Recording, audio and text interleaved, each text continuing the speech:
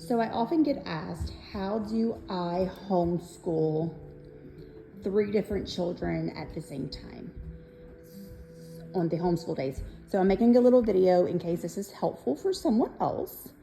They can look at this and take from it what they think will work for their family. So the first thing I do is I pull up my Google Classroom, and then I look at the assignment for each child. So I usually have all three classes pulled up. From here, I look at what the assignment is, and then I will transfer it onto paper. So it's more of a checklist, and as we get things done, I can scratch it off, and then I'm not clicking back and forth on different tabs, trying to figure out what else we need to do. So I write it down, I label at the top what week we're working on, and then I put each child's name. And then I'll write brief notes. So we're gonna read our primer. This worksheet, which is a list of words, goes with the primer, so that, I write that together. These 2 children are reading the same primer and word list, and they're on the same phonics. So all of this stuff is gonna get done together. All 3 children are reading the same parts of the Bible. So I have the Bible out. We'll probably read this at lunchtime, maybe at bedtime. Whenever this fits into our schedule is when Bible goes. Depending on how much actual schoolwork we have to do worksheet-wise, I make a judgment call for when we're gonna read. Attention spans only last so long with little children. So I also will go down, I'll see what math assignments they have. Right here, these are their flashcards. So this is the stuff that, we're doing repetitively just to get that stuff drilled into them. So right here, I just write, their addition. He's gonna do all of them. Subtraction, he does all of them. And then his multiplication, these are the colors of the cards. So green, pink, tan, lavender, white, yellow, blue, lime green, and then times 3s and times 6. The colors are a little different, so I just actually wrote it out here. Same thing for the next child, for Rosemary. These are all the flashcards she does. And then for Molly, here's her flashcards. My older 2, they're not doing sight words. So you can see I draw a line between here because it doesn't cross over. So this is, Molly's gonna do her sight words, her worksheets. She's also reading the Bible with her brother and sister.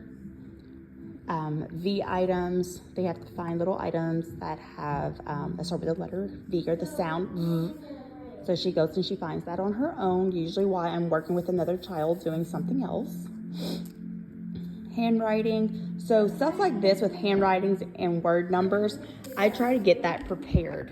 So I will get my handwriting paper out, and then I will write things onto the line so she can practice doing her handwriting and her numbers.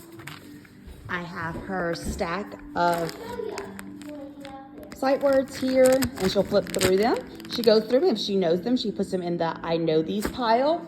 And if she doesn't know them, she puts it in the I don't know these pile, and then we review those together.